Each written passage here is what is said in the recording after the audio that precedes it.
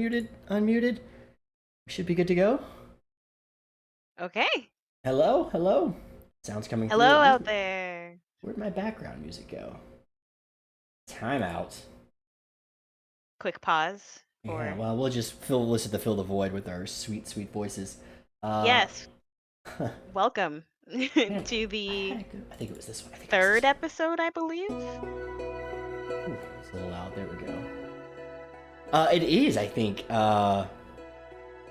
fourth, maybe the fourth episode of Running Wild. We Third or fourth. yeah, something in there. We should probably, man, we should know these things. Did James give us a little hints here on? Oh, I can't click anything on Discord, otherwise it won't update. That's okay. Nope. That's okay. What's up, everyone? I am your host, I suppose. I don't really know anymore sometimes. Jared, played Quinn, and I'm joined tonight by Latrini, who plays Tisbe. Yes, the formerly human, now Hexblood cleric. Soon to be mushroom class. Yeah. So it's layers. so you're just like an onion, like your final form is gonna be incredible, But we'll get to that in a little bit. So yeah, so this is our recurring show, Running Wild, where we kind of talk about just last week's game, kind of anything cool that happens, D&D in general, and yeah, and so let's I guess we'll just jump right back. We'll just jump right in it.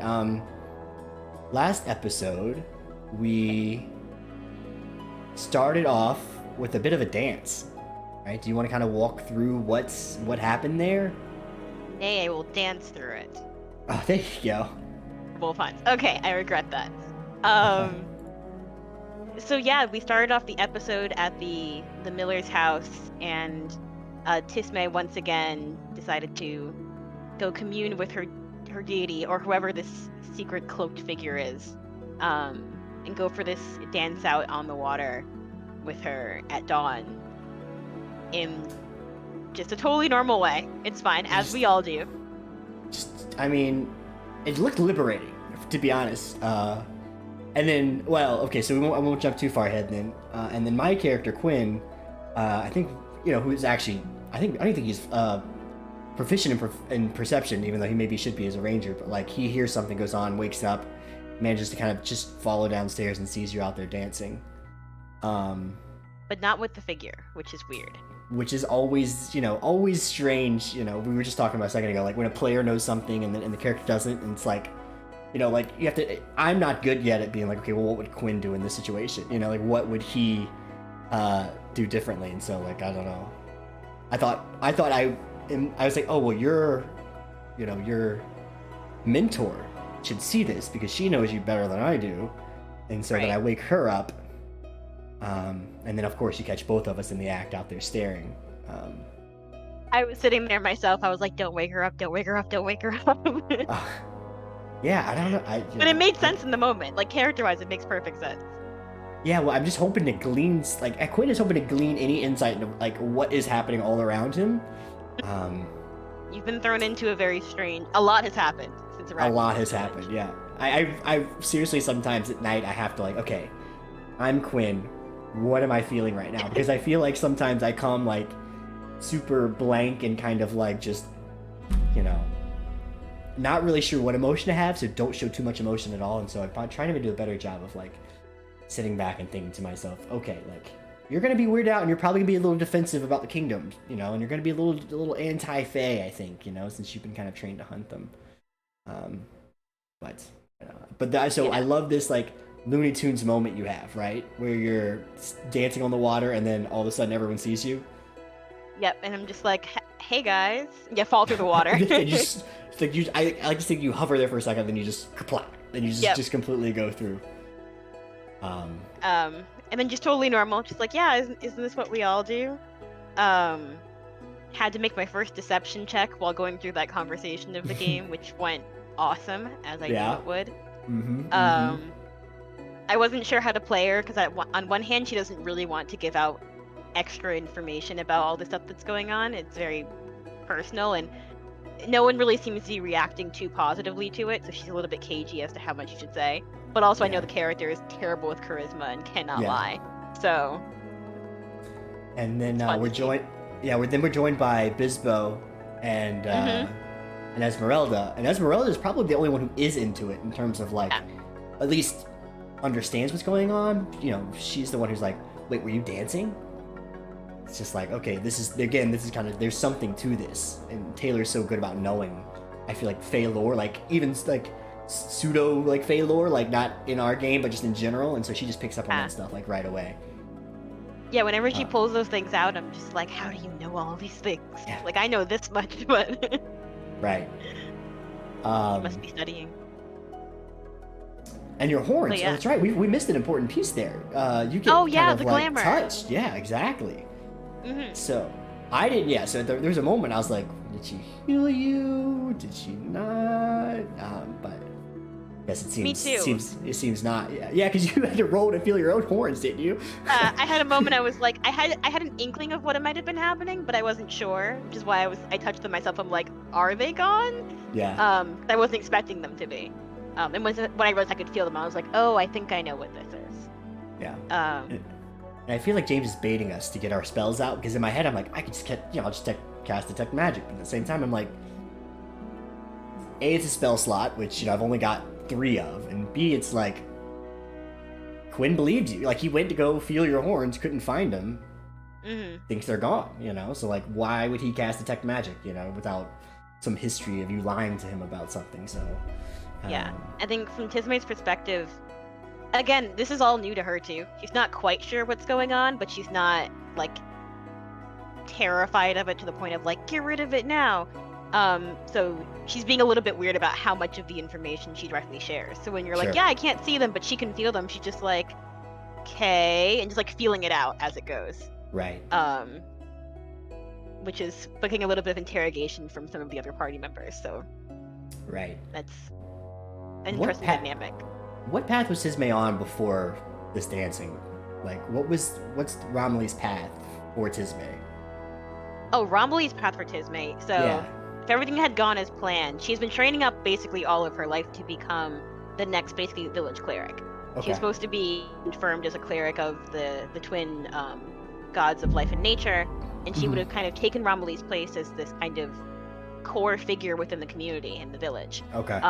Responsible for like birthing a lot of the babies, just like in that general like a souped up version of like the I'm trying to think of the people that help like mothers give birth. I can't like a midwife. A midwife, like a magical midwife, right, for like the entire town. Like that plus more. Yeah. And she's the only one. Like Romilly's getting older, and Tismay's been planning for this for forever. So having that change come around, and everyone in the village knew about it. Everyone in the village knew this was coming. It was a big event. So yeah, that definitely threw a wrench into everyone's plans. Well, at least you look normal now, so that's good. So we can travel to places, without having to, cast our own glamour, I guess. Yeah, that's true for now. I guess it could fade at any moment. Yeah. So then Bisbo and Esmeralda join us. And then Bisbo, obviously, is inquisitive, so he finds out that it is glamour. Because even Taylor fails her check to see if it's glamour. Like, one by one, we were all just like, oh, she's healed. I was shocked, yeah. Success! Of course, Bisbo gets to the bottom of it with his crazy, like, monocle glasses he's got or whatever. Oh, speaking of... We completely forgot something we were talking before, the eggs. Bisbo is making these cradles for the eggs. Yes, that's right. Which, again, is something that Jared thinks is super cool. Quinn, on the other hand, is kind of like... Yeah, he's like, what? Like, everything from the Fae has tried to capture us at this point, so why would we birth something, from the Fae? I mean, he just has no concept. Especially since those things were, like, attacking us, like, before, so it's like... In that mind, I'm like, all right, well, there goes my first chance at having a pet this game, and it's like... So I don't know, it kind of works out... It works out for Tismay, because I kind of built her where her whole thing is she likes anything weird, unknown, magical stuff she doesn't quite understand. That's her whole bag. So the eggs, while it should kind of scare her and be like, oh gosh, they were attacking me before, with Esmeralda kind of giving the information, like, oh, whoever, nurtures them and bonds with them will be there, can control them, basically. She's like, oh, that's kind of cool. She hasn't expressed it outwardly, but Both myself, both Lytreni and Tisme are both very interested in these eggs. That's an interesting point that we could probably talk about some, and that's kind of like making characters, and then how like do you make characters similar to you to make them different? You know, I have always played kind of myself, more or less, like just like a outgoing person. What about you? Like, do you normally play someone very similar to yourself, or have you ever tried to play, you know, just a different side, like a very angry or very nasty or snarky side, or you know, you're the sweetest person I've known, like, you know, so I'm assuming that would be your opposite side, would be someone really snarky and. Yeah, I like to play. There's always an ounce of truth somewhere, because I think that's like you can draw from that genuine place. But I definitely like to change something. So kind of like what you just said in another game that I play, a different Twilight cleric that I play. She's a lot more snarky, deadpan, doesn't really want to be anywhere or deal with anyone. Actually play that game with my husband, so it's a little awkward because I'm being very kind of standoffish and rude to him the whole time. Okay. It's a different character than myself, but she's very just like bored with everything. Okay. But other times I'll play a very nice character because it's fun, just to play off of those different types of things. Yeah. There's always a little bit of truth in it. I think Tisme is much more open than I am. Like she's like, oh, it's different, it's weird, let's try it. Whereas I'm much more of a scaredy cat in real life, where I'd be like, nope, don't want to have anything to do with any of this. I'm just gonna go home in my bed. Yeah, could you imagine Lytreni like, you know, out and about, and then you see this like hooded, cloaked hag figure like kind of coming at you, and it's like, of course, we don't even know if that was a hag, because that kind of leads into like this discussion we get into, right? Is that there's the hags, but they're a subset of your deity, which is what again? Is who again? Sarastra. Okay, and explain Sarastra's domain. Because I didn't know this until James was talking about it, and I was like, all right, well, this person sounds badass. Yeah, so she's like, her title is like the Queen of Night and Magic. Awesome. She has relations. She's related to the Shadow Fae very deeply, and she has relations to the hags, like Esmeralda mentioned and James mentioned. In the game, she's Tisme doesn't know this, but as Esmeralda mentioned, she's not always the nicest person. She's into kind of trickery and mischief, and that whole kind of Twilight in between theme is very deep within her.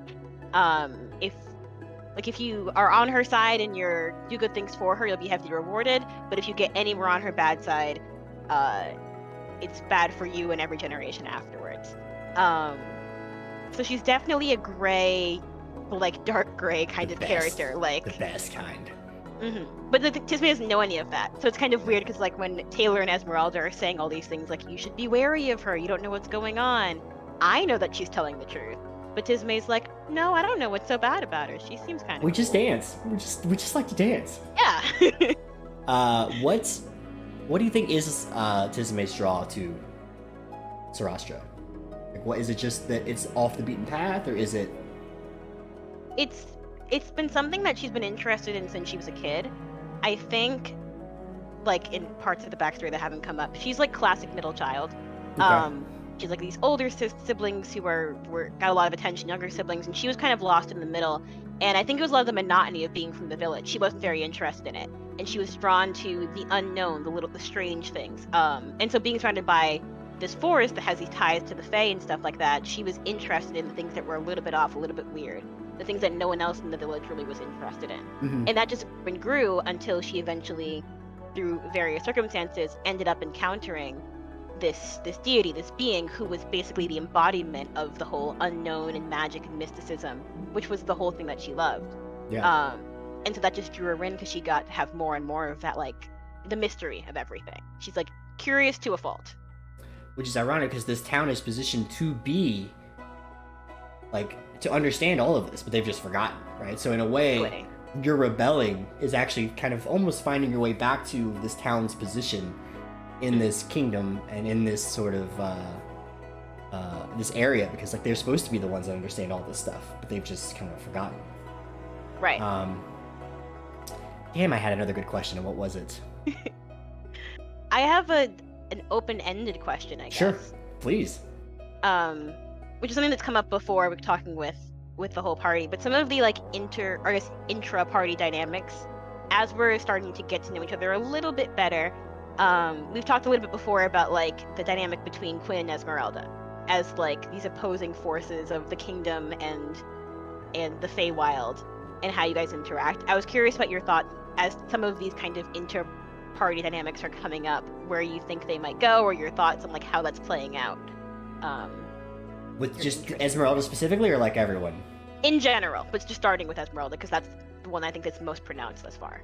Well, I would just say starting with Bispo is probably the easiest, because I think he's the glue, right? Yes. Like, he's just the one who wants to like, he's obviously driven forward by something, but he has taken, I think, a liking to just attaching other misfits with him, you know? And then so, like, we're all this big band of misfits, you know, which is probably every D&D campaign in some way, shape, or form.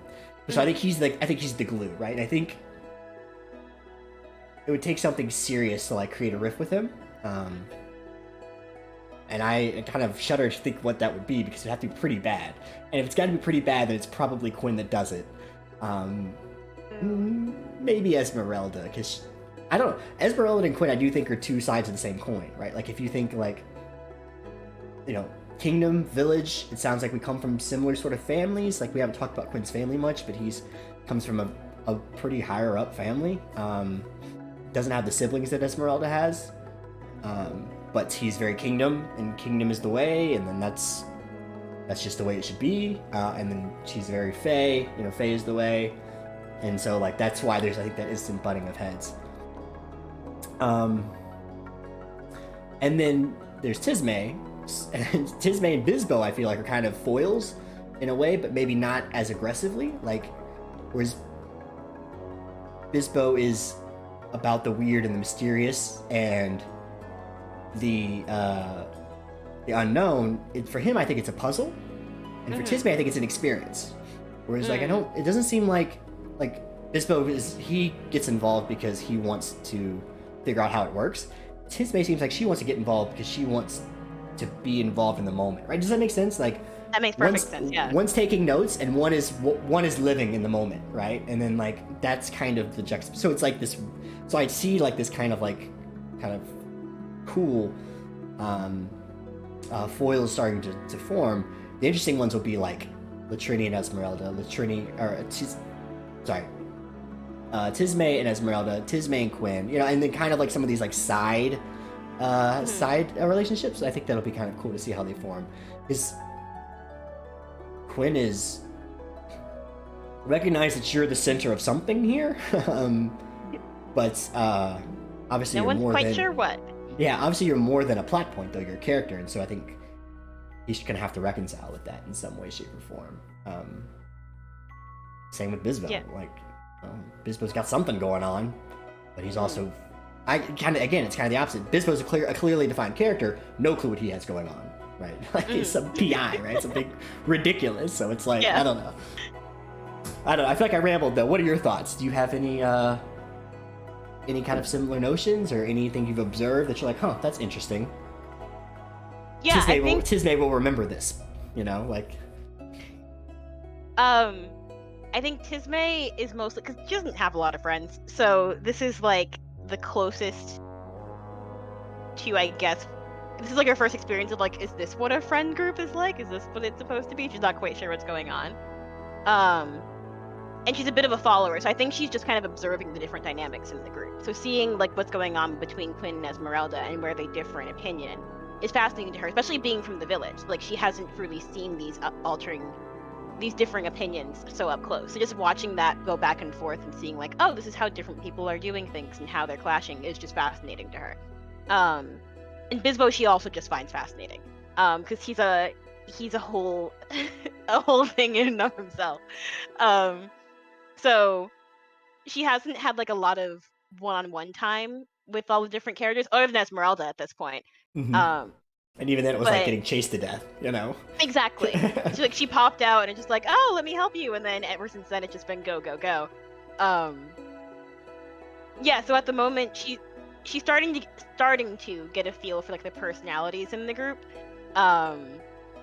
But she's mostly just interested in watching how everyone else is dealing, especially seeing the. I think with her, Quinn and Bisbo is very interesting because at introduction it seemed like you guys were, from her perspective, a team or a pair of some sort. It's because Bisbo did the introduction. That's why. Yes, that's why. And as time has gone on, she's more like, I don't. This is not what it seems to be. Yeah. This is Bisbo's show. And Quinn Yeah, is also here.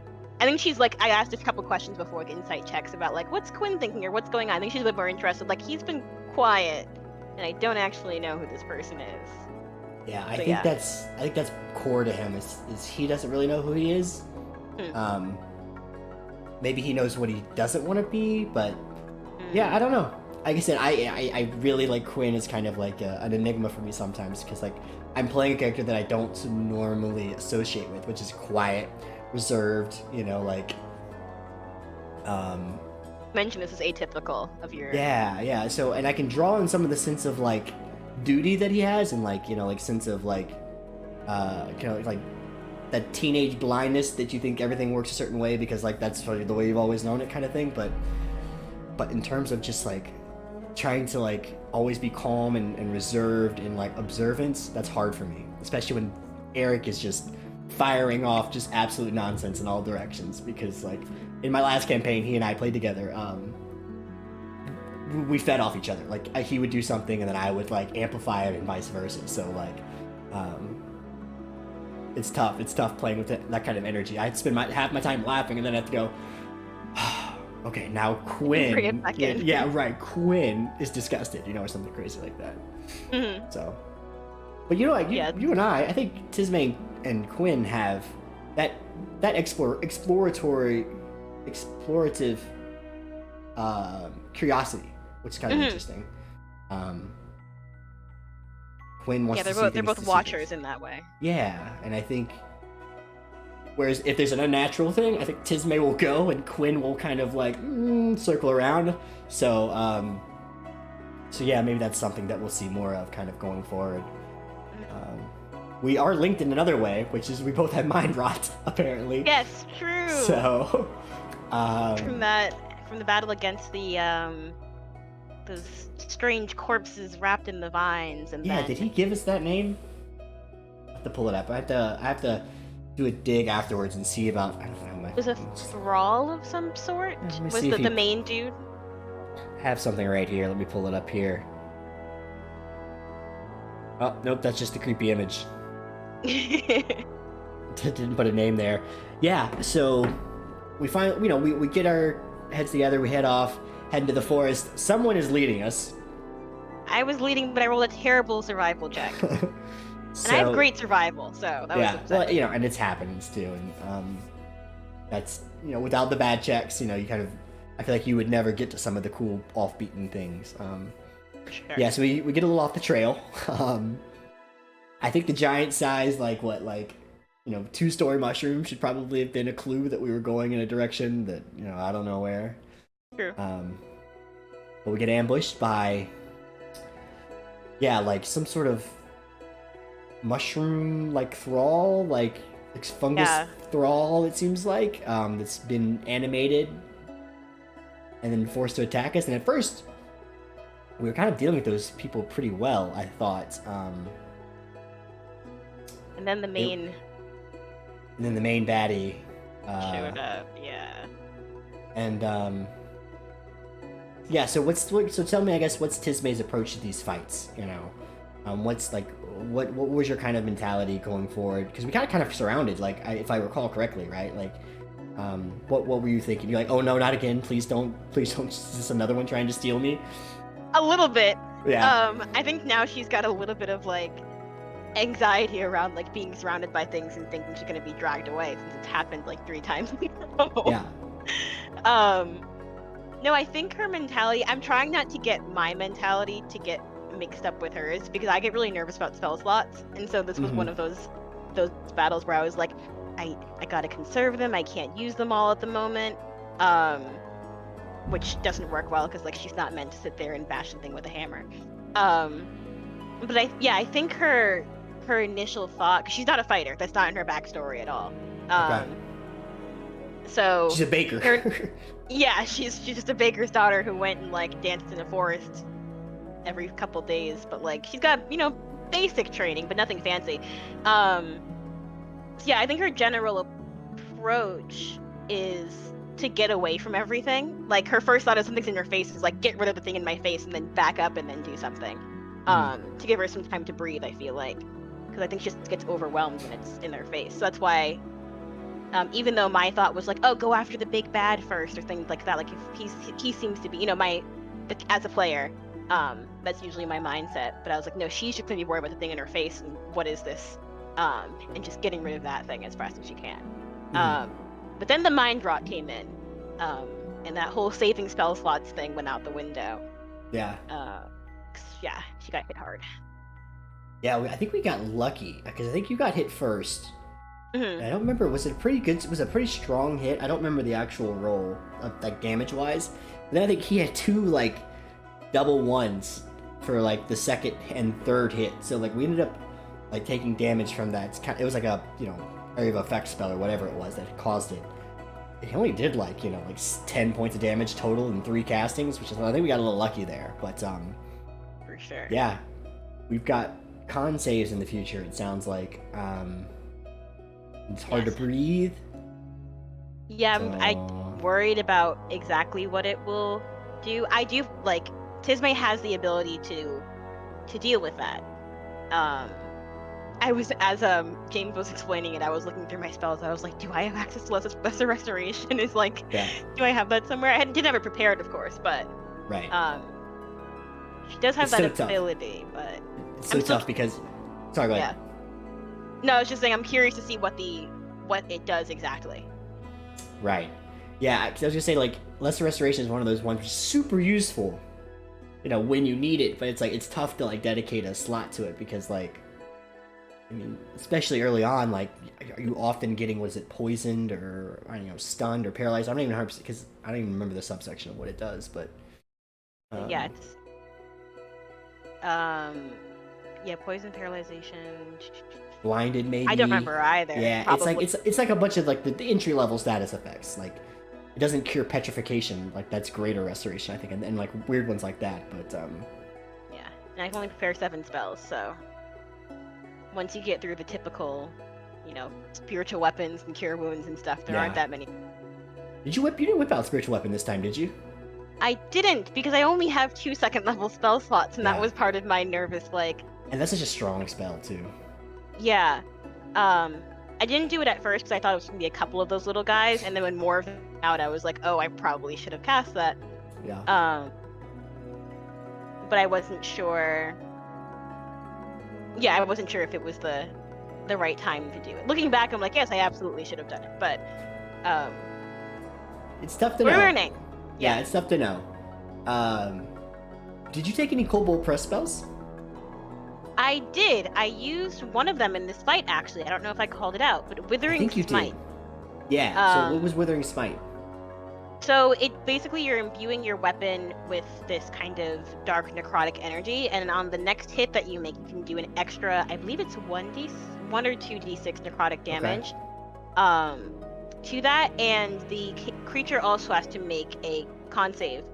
If they fail the con save on every turn after that for a minute, they take an additional 1d6 damage. Ooh. And that's really good for that's really good for like a big bad, right? That you're expecting to kind of last throughout the fight for a while because it's got that damage over time. Damn. Yeah, it's a cool spell. And I took a couple other ones. One of them is the speaking with inanimate object spell. That was a Cobalt Press spell. I haven't used it yet, but I'm excited to use it just because I don't know if James likes it, and I think it's a little bit funny of a spell. Speak with objects, right? Yeah, inanimate objects specifically. Inanimate objects, okay. To say you could speak to the eggs, but then the eggs they're living creatures, so that wouldn't work. I could speak to the shell around the eggs. I don't know if that would count as an inanimate object. Oh man, I'm so glad someone responsible has this spell and not someone like myself or Eric, probably. Very cool. So yeah, I'm trying to think if there's anything really notable with that combat. I don't think anyone went down. No, I got pretty low, which is why I started backing up. Yeah. To get out of the way, but no one went down. I think it went well overall. Yeah. Besides this, the Monra. It's why I get this feeling from James. Like, I'm just gonna have you guys spin a couple spells, you know. And I'm like, oh great, you know, like this is the warm up to whatever the real fight is gonna be. But which, I forgot the. Okay, I just there did something notable happen at the end. Something notable did happen at the end. The short rest. And then a T-Rex or something equivalent is rearing its ugly head. Yes, I guess. It's some that was what's what my mind pictured. I think he actually showed us an image of it, but he did. It looks like a dinosaur of some sort to me. Right. So but yeah, so we'll see what that is. I guess it's a good thing I didn't use my spells.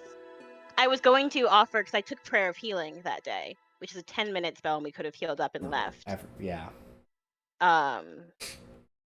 But I guess we'll see what happens with the T-Rex. Is this normal? Like, do you get a vibe? Are you getting any vibes from, like, is this normal in the forest? Like, giant mushrooms, and then these corpse people, and the... where do you think James might be going with that? Is this... I think James is just flipping through that little book, and he's like, oh yes, this will work nicely. This one's cool, let's put that one out. Well, I think so. Quinn has no clue. Quinn's been sheltered, so he has no idea. Jared really has no idea, right? You start talking mushrooms, you start thinking Underdark-esque stuff, deep forest stuff, but then you just casually toss in a dinosaur, and now it's like, you know, I mean, everything we've seen so far has been super strange, so that's one consistent, I think, theme, obviously. Yeah, I don't know. I really don't. And this thing sounds massive. So I think we'll have to get the vibe really quickly. Is this something we're even supposed to fight? Right? Or is this a you know, run and use your abilities to like not get eaten kind of like thing coming up? It could be an illusion too, right? For all we know, maybe. True. So no, yeah, I have no clue. Like session to session, I literally have no clue what we're gonna run into. You know, it's like I'll probably be most surprised when we fight like a human, because I'll be like, you know, a regular, yeah. You'd be like, oh, it's just a regular human. Like, is it gonna sprout anything? Is it? Oh, it's just human. Okay. So, yeah, I have no clue. Yeah. But no, I was gonna say me neither. I'm not quite sure. I know we're supposed to be going to find the druid at the Cerulean tavern or something like tavern. Yeah. Something like Cerulean, something by the river. But what's gonna happen before we get there? When we get there, no idea. If we get there, that's really yeah. Oh, what Quinn's thought was like, let's get there because maybe these guys can heal. You know, like I would think a druid would be used to some sort of fungal infection stuff. But I guess I don't even know if Quinn really knows he's infected. He probably knows something's a little off, but maybe if he doesn't shake it off, you know, after like a day or so, maybe he'll understand. But yeah, it's gonna be interesting. Yeah, I don't have any other insights. It's just, I think it's like my first thought would be like, do we need to run or fight this thing? And I'm hoping to kind of, that's always a scary thing as a DM, I think, is like, hey guys, this thing can one hit kill each of you, like, you know, like now's not the time to raise your shield, because you don't want to ever accidentally TBK a party, right? Which is, I think, always really tricky. Yeah, I didn't get a vibe quite from that ending part of the game if this was a definite run situation. Right. I don't know as a party how much, like, what abilities we have, other than just like trying to be stealthy to get away quickly. I'm not really sure. I'm assuming Bisbo has something, you know, a stick of dynamite, or just pulling it out of. Yeah, what did he say last game? He's like, oh, I used my last acid flask. And you're like, what? Where was? Yeah, where did you have that hidden?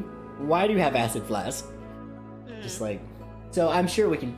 That's kind of the fun of these type of sequences too. It's kind of fun to figure out, like, you know, you cast magic missile and take down a bunch of trees, or, you know, Esmeralda with her crazy chaos bolts. Yeah, those are cool. Yeah, those are super cool. She could probably do something. I don't know what to figure. When? No, yeah, he doesn't have a ton to offer. He can be distracting maybe, but I don't know. Yeah, I don't. Yeah, Tismay either doesn't have anything really notably helpful in that particular situation. Like, she can make herself look different. That's about it. Yeah. A little mini T-Rex, a little mini Yeah, dinosaur. basically just a little tiny T-Rex and run away. Roll for Guys. performance check to be a baby. I got a -2 to performance, so that's not gonna go well. Which is great because every time you dance, James makes you roll a performance check, so it's just like... You know, I didn't think about that with the whole dancing in the backstory, that I had a terrible charisma score. But I love it. Like, at the time, I was a little bit worried about it with how terribly I rolled. I rolled 2 7s for my scores, and I was like, oh, I wonder if this is going to be a big problem. But now I think it's absolutely hilarious. So, It's cool, though, because, like, everyone dances, right? Like, you know what I mean? Like, that's kind of the nice thing, is, like, just because you're dancing doesn't mean you're necessarily good at it. You're just kind of evoking that emotion and, like, doing it. So it's, you know, it's cool. It's probably how I would do a performance check if I were dancing, you know, on a river with a deity.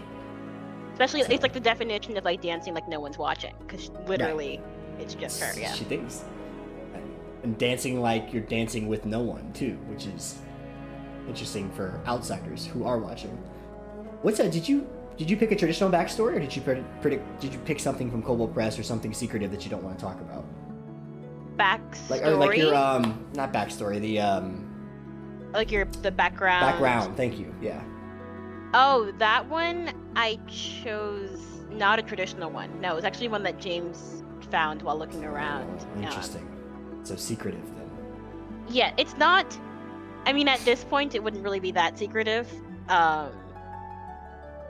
I'm actually not even sure if it's more of a secret than it is. I don't know what James has planned exactly, because I do not know the specifics of what's going on with the whole, like, how much of it's hags, how much of it's Sarastra. I can say the title of it, I guess. The name of the background is The Mystic of the Baba Yaga, who is a very famous hag. Right. I do not know, not really spoilers, because I don't actually know if that's specifically where Tisme's going. But it is a hag-related backstory. Cool. That gives me some cool abilities that are a little bit creepy, that are related to that whole Milky Eye thing that will be fun later. Oh. So we'll see if they come up. They're kind of fun. Yeah, very cool. Awesome. Yeah, I'm not gonna look it up in Kobold Press. I refuse to spoil it. If you watch my face, I'm genuinely surprised by everything that goes on, because I refuse to, like, do any sort of, like, behind the scenes looking for specific things, because I don't know. The narrative more is fun part that of way. It's all the fun. Yeah, it's the whole reason I play, I think. So,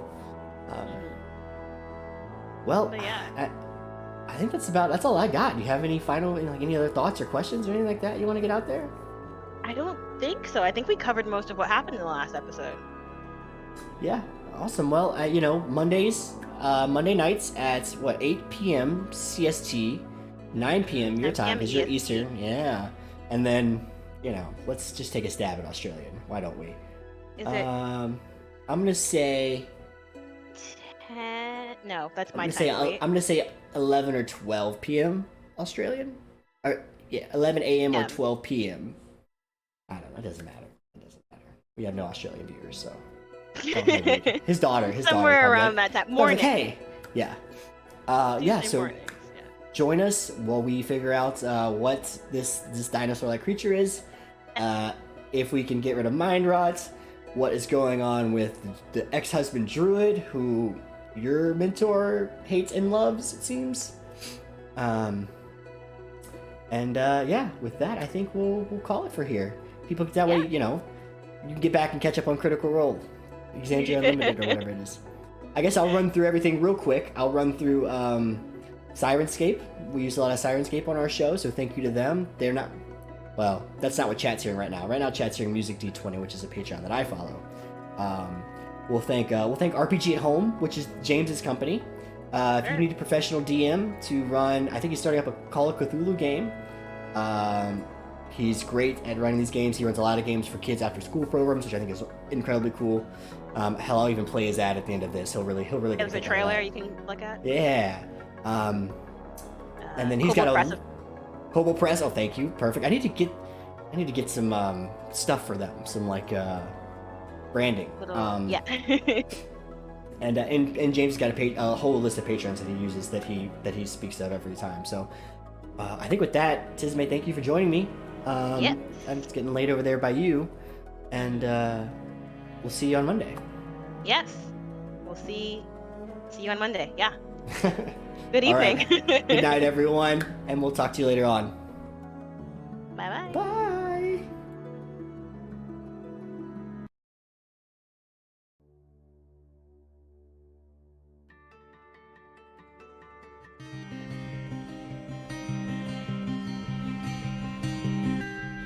In the turbulent times of pre-war America, a seeker of the truth disappears.